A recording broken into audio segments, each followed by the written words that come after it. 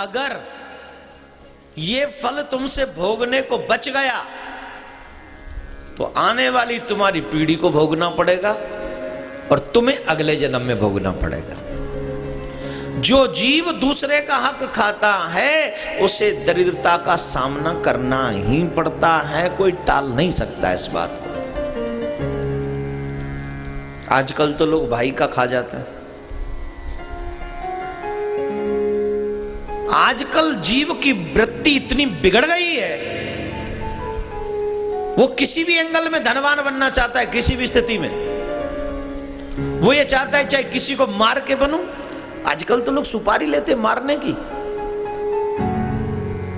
अरे तुम किसी को एक सांस नहीं दे सकते, तुम मारने की सुपारी लेते हो, भगवान माफ करेगा? और वो लोग मरते भी ऐसे ही हैं फिर। इसलिए मेरा निवेदन है, जीवन में कभी किसी का हक मत खाना, कभी किसी का नहीं। और जब तुम किसी का हक खाते हो, इट मीन्स तुम दरिद्र नारायण को अवसर देते हो, निमंत्रण देते हो कि आओ तुम हमें आकर पकड़ लो।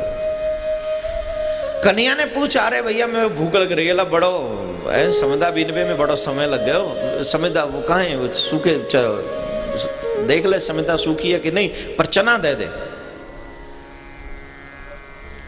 सुदामा बोले, कृष्ण क्षमा करियो, हमने तुम्हारे बट के चना खा लिए। कृष्ण कहते हैं, मेरे बट के चना खाए, अब मैं क्या कहूं तुम्हें, लेकिन किसी का हक नहीं खाना चाहिए। हक परायो खाए के यही मिलेगी सीख, हो दरिद्र आज से घर घर मांगो भीख। दरिद्रता का सामना करना पड़ेगा। ये भगवान कृष्ण ने अपने मन ही मन में सोच लिया कि अब ये बच नहीं सकता इससे। कुछ समय बाद विद्या पूर्ण हुई और श्री कृष्ण और सुदामा उसी जगह पर गए जहां एक दिन वो मित्र बने थे। कृष्ण ने कहा, भैया सुदामा, ये जगह आ गई जहां हम एक दूसरे से मिले थे, अब यहां हम बिछड़ना पड़ेगा, क्योंकि अब मुझे अपने यहाँ जाना है और तुम्हें अपने यहाँ। सुदामा रोने लगे, अब तो तेरे बिना रहा नहीं जाएगा कृष्ण, तुम्हारे दर्शन करने की आदत पड़ गई है, तुम्हारा दीदार करने की, तुम्हारी बाणी सुनने की आदत पड़ गई है। कृष्ण कहते हैं, मेरे बटके चना खाए भयो आज कंगाल, पर जब तू आवे द्वारका तो कर दूं माला माल। तू चिंता मत करना, जब तू ज्यादा दुख पाने लगे तो द्वारका आ जाना, मैं तुम्हें माला माल कर दूंगा। समय बदला, समय बढ़ता गया, सुदामा जी का विवाह हुआ, छोटे छोटे बाल गोपाल हुए और चारों तरफ से विपत्तियों ने आक्रमण सा कर दिया। स्थिति यह है कि अब उनके घर में अन्न तो छोड़ो, अन्न का दाना भी नहीं है।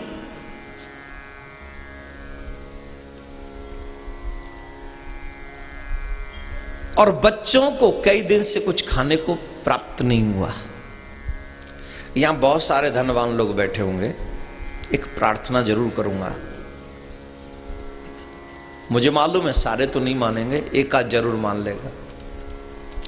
जब भी आप कोई पार्टी करते हो, कोई उत्सव करते हो, शादी, बर्थडे पार्टी, मैरिज एनिवर्सरी इत्यादि जो भी करते हो, उसमें जो भोजन बच जाए, जरा उसे देखकर सोचना ये तुमने अच्छा किया या बुरा किया।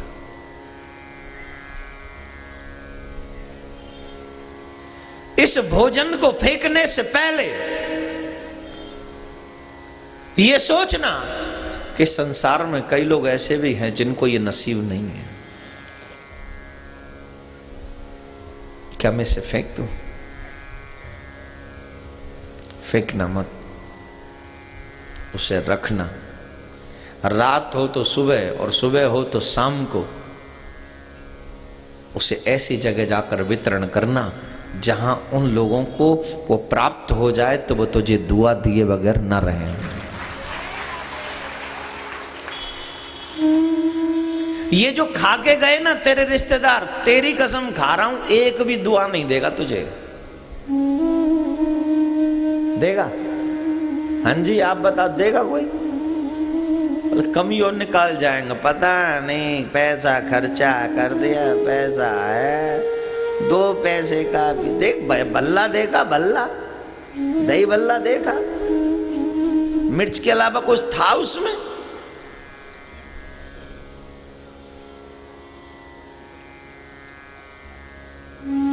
ये बल्ले में भी कमी देखते हैं, ये भूल जाते 5,000 रुपए की प्लेट है, लेकिन वो गरीब ये नहीं देखेगा इसमें मिर्च ज्यादा है या कम। वो तो दही बल्ला देखकर ही खुश हो जाएगा और कहेगा तेरे लल्ला जी है सेठ, तेरे लल्ला जी है। इन लोगों को भल्ले में कमी नजर आएगी, वो तेरे लल्लाओं को दुआ देगा, अब ये तू डिसाइड कर ले मेरे प्यारे, अगर मेरी बात गलत लगे तो मेरे साथ ही वापस कर दियो, ये बात मैं लौटाने को तैयार हूं।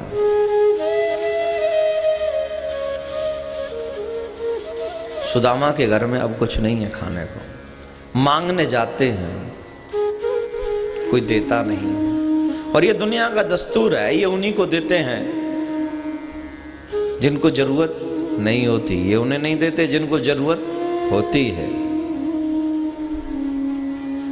जहां जरूरतें होती है वहां से तो ये मुंह मोड़ लेते हैं, और जहां जरूरत नहीं होती, जहां देखता है या मेरा काम नहीं बनेगा, तो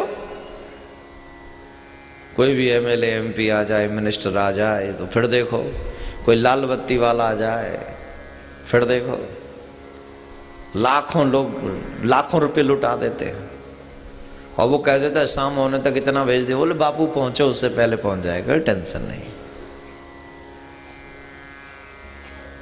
क्यों? क्योंकि स्वार्थ है, डर भी है, नहीं दूंगा तो मारेगा, इनकम टैक्स की रेट पड़ जाएगी, और पता नहीं क्या क्या होगा। जिसे जरूरत नहीं है उसे देना, और जिसे जरूरत है उसे नहीं दे। यही सुदामा के साथ, जहां मांगने जाते कोई देता नहीं। एक दिन सुदामा की पत्नी ने कहा, तुम मांगते हो उनसे जो तुम्हें देना नहीं चाहते, तुम उनसे कभी मांगते ही नहीं जो तुम्हें देना चाहता है। अरे बाबरी क्यों नहीं समझती, धनवानों का मान जगत में, निर्धन का कोई मान नहीं। समझ लीजिए, इसका मतलब मैं भजन नहीं कर रहा हूं, एक एक शब्द सुनना। ये जितना सच मेरे ऊपर है उतना ही सच तुम्हारे ऊपर भी है।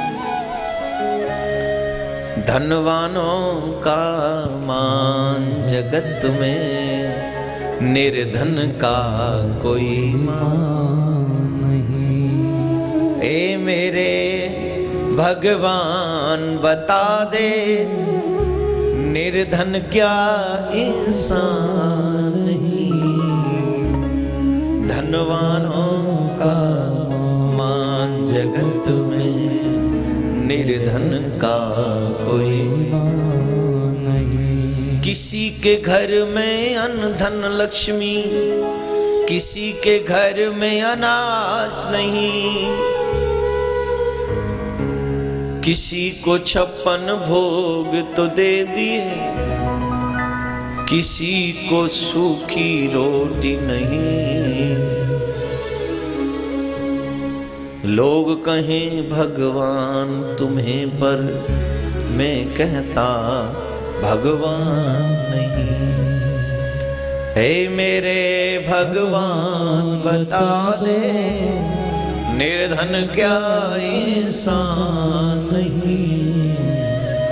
धनवानों का मान जगत में, निर्धन का कोई मान नहीं।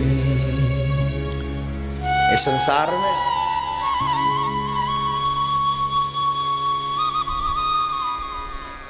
कर्म अच्छे हो ना हो, कार बड़ी होनी चाहिए सम्मान पाने के लिए। बता रहा हूं, दुनिया सम्मान किसको देती है? कर्म अच्छे हो न हो, कार लंबी होनी चाहिए, मन अच्छा हो न हो, मकान बड़ा होना चाहिए। अगर तुम्हें सम्मान पाना है तो तुम्हें सम्मान के लिए सब जुटाना पड़ेगा। जिसका मकान बड़ा है, जिसका कार बड़ा है, जिसका मोबाइल काम बड़ा है, कर्म बड़ा ना हो तो कोई बात नहीं, काम बड़ा होना चाहिए। 25 फैक्ट्री है महाराज, सब लोग आकर सलाम मारेंगे। लेकिन मेरा कन्हैया नहीं मारेगा, ये पक्की बात है। कृष्ण को जानने वाला नहीं मारेगा। वो तभी कह सकता है कि ये सब होने के बाद तेरे दिल में सम्मान हो धर्म के प्रति, तभी मेरा कृष्ण तुझे आने की अनुमति भी देगा। वो कहती मैं जाता हूं, कोई देता नहीं। बोले वहां जाओ ना, जो देने को तैयार बैठा है। कौन? बोले कृष्ण। कृष्ण द्वारिकाधीश? हाँ द्वारिकाधीश। बोले कमाल करती है, जानती है वहां बड़े बड़े राजा महाराजा जाते, वो उनसे भी मिलते हैं, कभी नहीं मिलते। वो छोटा मोटा नहीं है, द्वारिका का राजा है। अरे बोले तो क्यों चिंता करते हो, आप जाके तो देखो, वो जरूर सुनेगा तुम्हारी। बोले कैसे जाऊं? राजा के द्वार पर, मित्र के द्वार पर, भगवान के द्वार पर कभी खाली हाथ नहीं जाना चाहिए। इन्हीं भेंट जो ना दो तो सिद्ध हो नहीं काज। किसको? वैद्य को, राजा को, मित्र को, भगवान को कुछ न कुछ न भेंट करो तभी सिद्ध होगा। वो तो मित्र भी है, भगवान भी है, राजा भी है। मेरे पास कुछ नहीं है उसे देने के लिए, कैसे वो जाऊं? पड़ोस में गई, पड़ोस से जाकर कुछ भिक्षा लेकर आई और फटी सी एक धोती जो खुद ने पहनी हुई थी उसको फाड़ा और उसमें वो 2 मुट्ठी तंदुल बांध दिए। और बांध कर बोली उस द्वारिकाधीश से कहना जाकर कि किसी को इतना गरीब मत बना कि भेंट भी करनी पड़े तो पहले भीख मांगे फिर तुम्हें भेंट करे। इस लायक तो सबको बना दे कि कम से कम जब तुम्हें देने की बात हो तो वो अपने घर से तुम्हें दे सके। ऐसा तो सबको बना दे, ऐसा तो सबको बना दे। सुदामा ने कहा चिंता मत करो, मैं द्वारकाधीश तक तुम्हारा संदेश जरूर पहुंचाऊंगा। मेरे प्यारे हो, सुदामा चले जा रहे हैं और कह रहे हैं हे कृष्ण, चल तो दिया हूं तेरे नाम के ऊपर, लेकिन मुझे नहीं पता कि तेरी द्वारका कितनी दूर है, पर फिर भी तेरा नाम मेरे हृदय में है, मैं पहुंच ही जाऊंगा। नाम जपते जपते धूप ताप आंधी तूफान सहते हुए नंगे पांव सुदामा चलते चले जा रहे हैं, चलते चले जा रहे हैं। गोमती के तट पर पहुंचे सुदामा। गोमती के तट पर देखा दुखी ब्राह्मण है गयो, देखी नदिया धार, बिन केवट नैया बिना मैं कैसे जाऊं पार। हे कृष्ण मैं कैसे आऊं? अब तेरी तू जाने, तू चाहता है तो व्यवस्था कर दे और तू नहीं चाहता तो तेरी मर्जी। यहां तक आ गया, अब आगे तेरी जिम्मेदारी। जितने भी लोग यहां बैठे हैं, जब तुम घर से निकलते हो और जब तक घर पहुंचते हो तब तक की जिम्मेदारी मेरे ठाकुर की होती है।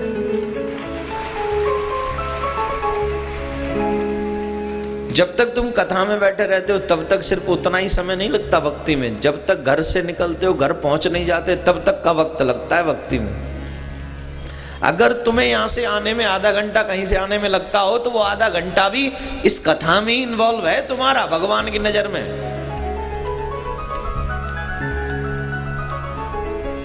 कृष्ण देख रहे तुम्हें, अभी भी देख रहे हैं, और उनको भी देख रहे हैं जिनके मुख इस समय दुविधा में है, चले के बैठे, चले के बैठे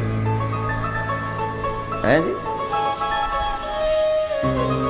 कई तो इस चक्कर में बैठे हैं कि भजन शुरू हो,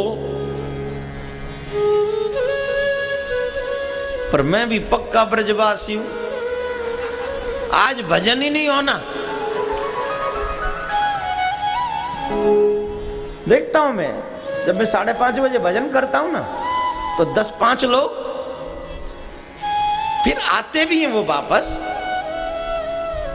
जाते होंगे टंकी के पास, पानी है उधर, पर करना ही नहीं, आज भजन ही नहीं करना। अब चल के देखा, जब मैं ना पीऊं तो तू क्यों पिए भाई?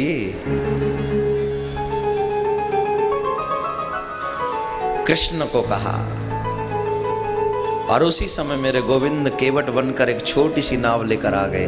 बोलो केवट भगवान की जय। स्वयं कृष्ण आए केवट बनकर, आवाज लगाई, अरे ओ भैया नाव बारे। सुदामा जी ने, अरे ओ नाव बारे, हमें उस पार करोगे क्या? भगवान से प्रश्न करो, हमें उस पार करोगे क्या? प्रश्न तो कर दो, निवेदन तो कर दो, क्वेश्चन तो कर दो। अरे हमें उस पार करोगे क्या? भगवान का जवाब भी सुन लो। किस किस ने प्रश्न किया जो मेरे कहने से अभी किया ना? बस ठीक है। जिन जिन ने प्रश्न किया उत्तर सुनो मेरे कन्हैया का। मेरे कृष्ण कहते हैं मेरा तो काम ही है जीव को पार करने का। जैसे तेरा काम है ना अपने बच्चों का पालन पोषण करना, भजन करना, धर्मयुक्त कर्म करना, वैसे मेरा कर्म है जीव का कल्याण करना, उसको पार करना। ये मेरा कर्म है। मेरा काम है तेरे दर पे आ जाऊं। मेरा काम है तेरे दर पे आ जाऊं। मेरी बिगड़ी बनाना तेरा काम है। छोड़ दुनिया की महफिल तेरे दर आ गया। मेरी उंगली पकड़ना तेरा काम है। छोड़ दुनिया की महफिल तेरे दर आ गया। मेरी उंगली पकड़ना अब तेरा काम है, अब तेरी जिम्मेदारी है मेरे प्यारे। आ गया हूं मैं। कृष्ण कहते मेरा तो काम ही है जीव को पार करने का, लेकिन मैं पार उसी को करता हूं जो मेरे घाट पे आ जाता है। ये संसार एक नदिया है, किनारे दो है, एक माया का किनारा है, एक माधव का किनारा है। ये भागवत सेतु का काम करती है। जो लोग माया के किनारे पर खड़े हैं उन माया के किनारों के लोगों को वहां से उठाकर माधव के किनारे तक पहुंचाने का काम सेतु का काम भागवत करती है। सुदामा बोले भैया ले हम तो तेरे घाट पे खड़े। बोले आजा बैठ जा, नाम में अभी पार करते हैं। नाम में बैठे। नाम में बैठते ही बहुत चंचल है, नटखट है। छोड़ दुनिया की महफिल तेरे दर आ गया। मेरी उंगली पकड़ना तेरा काम है। छोड़ दुनिया की महफिल तेरे दर आ गया। मेरी उंगली पकड़ना अब तेरा काम है, अब तेरी जिम्मेदारी है मेरे प्यारे। आ गया हूं मैं। कृष्ण कहते मेरा तो काम है जीव को पार करने का, लेकिन मैं पार उसी को करता हूं जो मेरे घाट पे आ जाता है। ये संसार एक नदिया है, किनारे दो है, एक माया का किनारा है, एक माधव का किनारा है। ये भागवत सेतु का काम करती है। जो लोग माया के किनारे पर खड़े हैं उन माया के किनारों के लोगों को वहां से उठाकर माधव के किनारे तक पहुंचाने का काम सेतु का काम भागवत करती है। सुदामा बोले भैया ले हम तो तेरे घाट पे खड़े। बोले आजा बैठ जा, नाम में अभी पार करते हैं। नाम में बैठे। नाम में बैठते ही बहुत चंचल है, नटखट है, इतना इजी पार नहीं करता। पूछ लिया अच्छा मैं तुम्हें पार करूंगा, उतराई में क्या दोगे? झटाक नाव से उतर के किनारे पे जा बैठे सुदामा। क्यों उतर क्यों गए? बोले नहीं नाव ले जाओ, हम और किसी नाव में आएंगे। अरे बता तो दे उतर क्यों गए? बोले भैया कुछ देने को है नहीं इसलिए उतर गए। बोले कुछ तो होगा। बोले कुछ भी नहीं। अरे कुछ तो होगा। बोले कुछ नहीं है। तो क्या भगवान ने तुम्हें कुछ नहीं दिया? बोले दिया है, मुझे दिया है भगवान ने, लेकिन मुझे जो दिया है ना उसे कोई लेना नहीं चाहता। क्या दिया है ऐसा? बोले दरिद्रता। दरिद्रता। सुख में आए सवई जुर बैठे, दुख में होई पराए। वो दरिद्रता दी है जहां अपने भी गैर हो जाते हैं। अब बताओ मैं क्या दूं तुम्हें? भगवान बोले चल आजा बैठ नाम में, और आज तेरी गरीबी को, आज तेरी दरिद्रता को मैं उतराई में ले लेता हूं।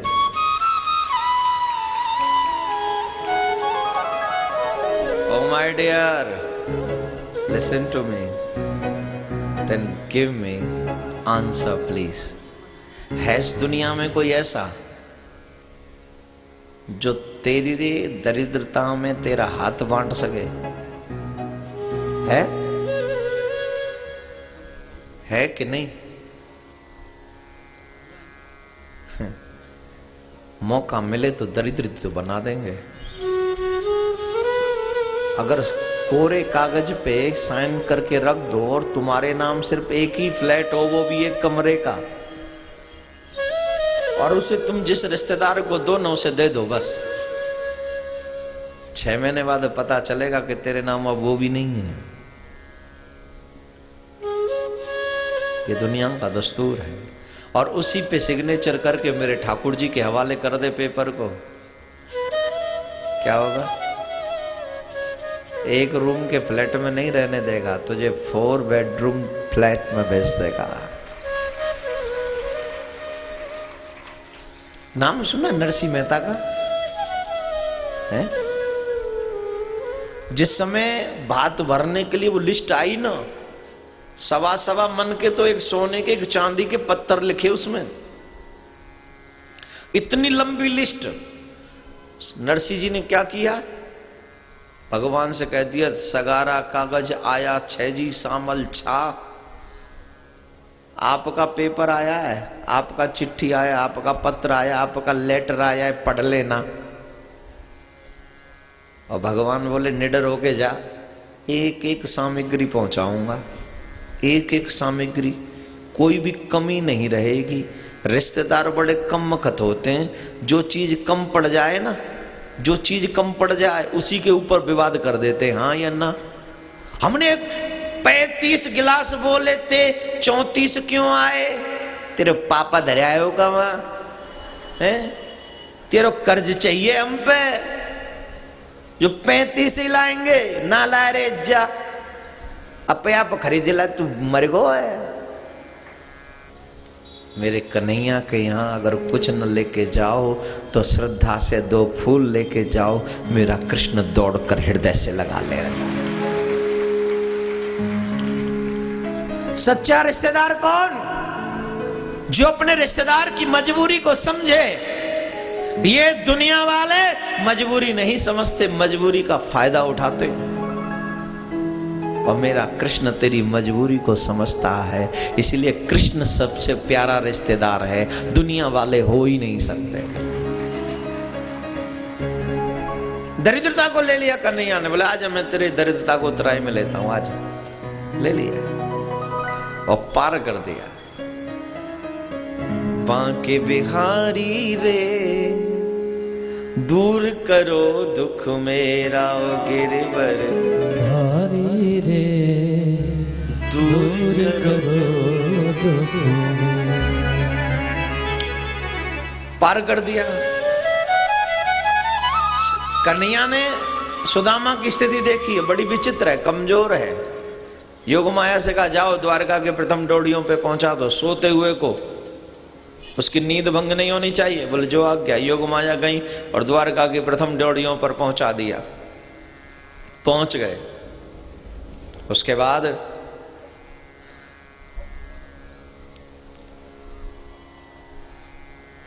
आंखें खुली, देखा चारों तरफ सोने के महल ही महल हैं। सुदामा भयभीत हो गए, सोचने लगे मैं कहां गया, ये कहां पहुंच गया, मैं ये सही जगह, कहीं ऐसा तो नहीं स्वर्ग में आ गया हूं। पूछा भैया ये क्या है? बोले ई नगर नो नाम द्वारकापुरी छे।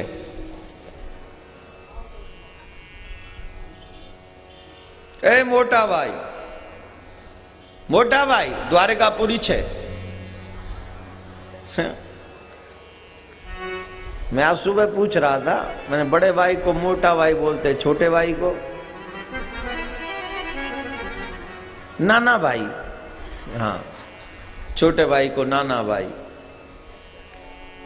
बड़ी बहन को मोटी बहन और छोटी बहन को नानी बहन। हमारे यहाँ नानी कहते हैं मम्मी की मम्मी को। कितना अच्छा है ना, ए नानी बहन इतना। अभी नानी भी है कि बहन भी है, तो भाषा कितनी मधुर है ना। छोटी को नानी भी बना दिया, बहुत नानी हो गई है आजकल। हमारे ब्रज में कहें बड़ी बुआ मत बनो करा, है ना। जो कन्याएं ज्यादा बातें करती हैं ना, उसको कहते हैं ज्यादा बड़ी बुआ बन रही है। वैसे यहाँ नानी बहन मतलब छोटी बहन। और छोटे बेटे को है नानो छोटो, नानो छोटो, छोरो, बाबो, बाबो। आ गई नानो बाबो। वाह, नानो बाबो।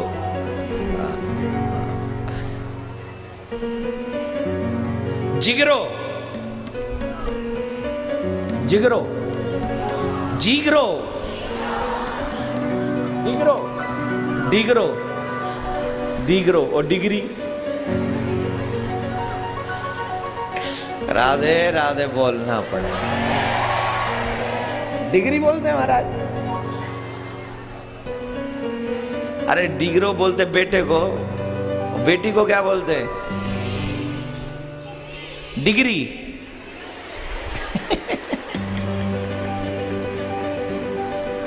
राधे राधे बोलना पड़ेगा। अरे जितनी मैं कोशिश कर रहा हूं तुम्हारी भाषा बोलने की, उतनी तुम कोशिश कर लो।